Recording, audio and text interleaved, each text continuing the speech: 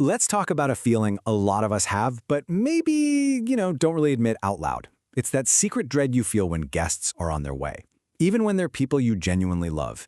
Today, we're going to dive deep into the psychology behind that exact feeling. Does that sound familiar at all?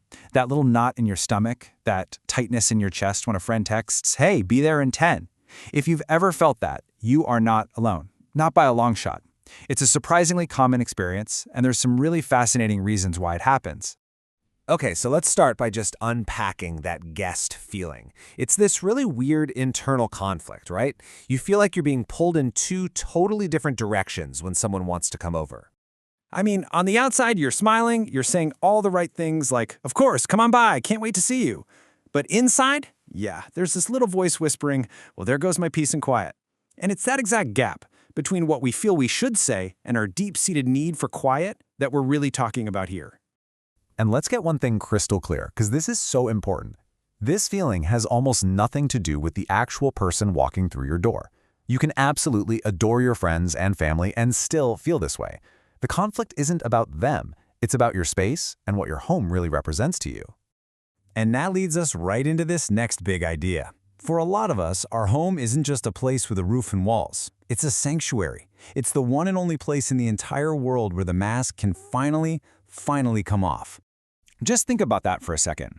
All day long, we're out there, and the world is constantly demanding something from us. Our time, our energy, our attention, our performance. Home is where all of that just stops.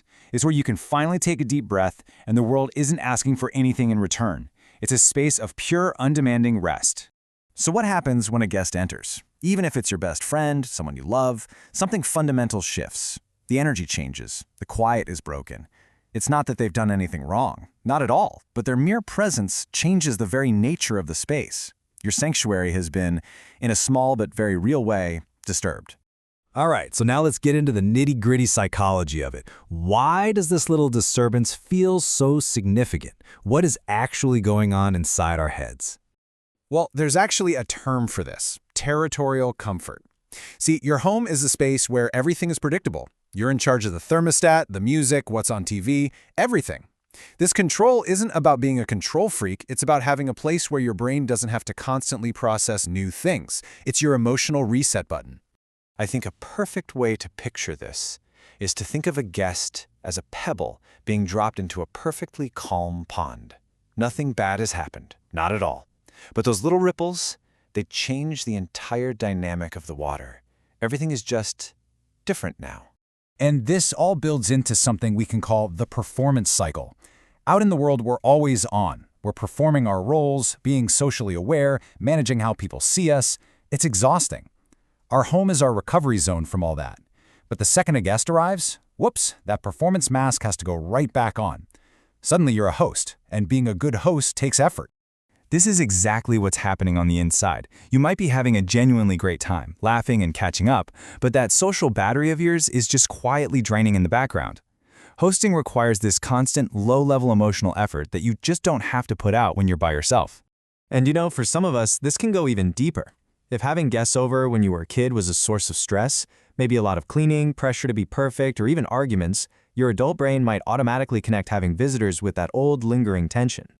This brings us to a feeling that a lot of people feel pretty guilty about. That huge, overwhelming sense of relief when the door finally closes and your guests have left.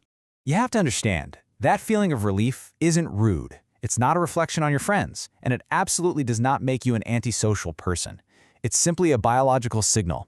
It's your nervous system telling you, okay, time to recharge, time to reclaim the sanctuary. Think about it. After the performance of hosting is over and the house is finally yours again, that silence that follows can feel incredibly restorative. It's like taking a deep, necessary breath after you've been holding it for hours. For people who thrive on solitude, silence really is like oxygen. So, what's the big takeaway from all this? Honestly, it's about validation. It's about understanding that it is 100% okay to be the way you are. The key thing to get is that these two needs are not mutually exclusive. You can love people with your whole heart and still crave solitude. You can be a deeply caring person and still fiercely protect your own peace. Both can be true at the same time. Ultimately, it just comes down to this simple truth. If your home is the one space that lets you recharge, recover, and stay whole, then protecting that space isn't selfish at all. It's essential. It's self-preservation. And that really leaves us with one final question to think about. What is your home to you? Is it a stage where you perform for others, or is it a sanctuary where you can truly, completely be yourself? Figuring that out is the key to understanding this whole feeling.